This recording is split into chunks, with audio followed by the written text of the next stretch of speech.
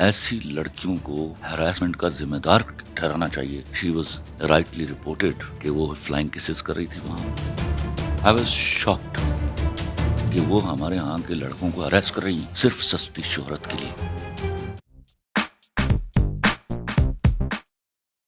السلام علیکم ناظرین، آپ دیکھ رہے ہیں اردو پوائنٹ اور میں ہوں فاروق وڑائچ. مینار پاکستان پر ایک واقعہ ہوتا ہے ایک لڑکی کے ساتھ ہراسمنٹ کا. 400 افراد ہیں تقریباً نامعلوم جن پہ FIR درج ہوتی ہے. میں آج موجود ہوں خلیل الرحمان قمر صاحب کے ساتھ. خلیل الرحمان قمر صاحب، پہلی مرتبہ جب آپ نے یہ سنا کہ اس طرح ایک واقعہ ہوا ہے تو آپ کے کیا جذبات تھے؟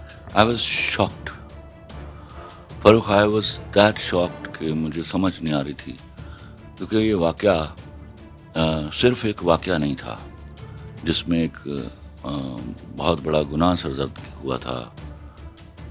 یہ واقعہ میرے ملک کی عزت آبرو اس کو کمپرومائز کرنے کے لیے اس قدر کافی ہے کہ ہمیں اگلے کئی سال تک انٹرنیشنل میڈیا کو اس کا جواب دینا پڑے گا.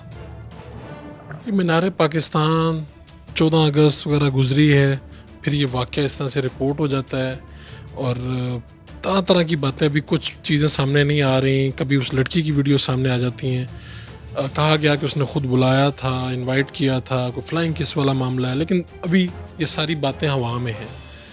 لیکن اس سب کے باوجود جب یہ آپ دیکھتے ہیں کہ اگست اور مینار پاکستان اور اس کے بعد پھر انڈین میڈیا اور پوری دنیا اسے کیسے پورٹرے کرتی ہے، تو آپ کیا سمجھتے ہیں؟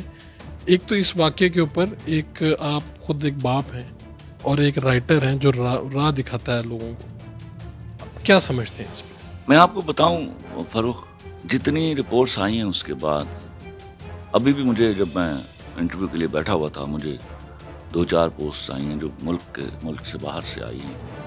اس میں کچھ عینی شاہد ہیں اور میں ریکویسٹ بھی کروں گا لا انفورسمنٹ اتھارٹیز سے کہ اس معاملے کو پروو کرتے ہوئے، آف کورس کہ میں آئی ایم فار دس کہ یہ جو 300-400 جتنے بھی لوگ تھے ان کو اتنی کڑی سزا دینی چاہیے کہ وہ نشان عبرت بن جائیں. لیکن یاد رکھیے ان کو لا انفورسمنٹ ایجنسیز کو انویسٹیگیٹ کرتے ہوئے اس واقعے کے محرکات کو دیکھنا ہوگا.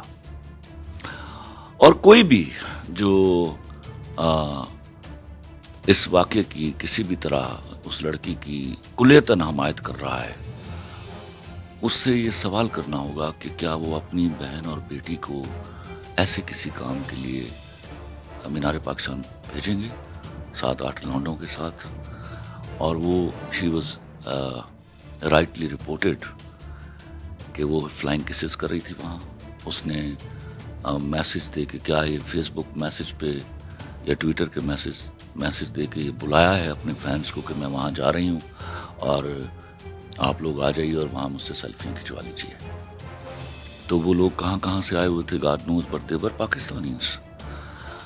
تو وہاں پہنچے ہیں اور اس کے ہوتے ہوئے وہ اپنے ساتھ جو لڑکے تھے ان کو حق بھی کر رہی تھی، وہ ان کے گالوں پر ہاتھ بھی پھیر رہے تھے. دس آل واز ہیپننگ. میں پوچھنا یہ چاہتا ہوں، کیا ہراسمنٹ یہی ہے کہ مرد جو ہے وہ اس کو آوازیں کسے گا یا چھیڑے گا؟ کیا یہ ہراسمنٹ نہیں from the side of the girl کہ she is inviting to so many of the boys, although that is the biggest crime these 400 people have done. But اب اس بات پر بڑا غور کرنا ہوگا کہ ہمیں ہراسمنٹ کو صرف مرد کے حوالے سے کیوں دیکھنا ہے. ایسی لڑکیوں کو ہراسمنٹ کا ذمہ دار ٹھہرانا چاہیے کہ وہ ہمارے ہاں کے لڑکوں کو ہراس کر رہی ہیں. And they should not be allowed this way کہ وہ اتنا مادر پدر آزادانہ طریقے سے میرے ہاں کی لڑکی کو رسوا کریں صرف سستی شہرت کے لیے. میں نے اس کی ٹک ٹاکس بھی دیکھی ہیں، اس کی ویڈیوز بھی دیکھی ہیں. I am so sorry. میں قطعی چاہتا ہوں کہ میرے ہاں کی لڑکی اتنا آزاد پھرے، لیکن کوئی تمیز ایٹیکیٹس مردوں کے لیے بھی اور عورتوں کے لیے بھی، دونوں کے لیے لازم ہے. اس واقعے کے بعد کیا آپ کی اپنے فیملی میں اس کے اوپر کوئی ڈسکشن ہوئی اس واقعے؟ My family is absolutely sad on it. میری بیٹیوں نے سوال کیا کہ کیا اس طرح ہوتا ہے، کہ میں نے اپنی زندگی میں یہ واقعہ پہلی دفعہ سنا ہے. तो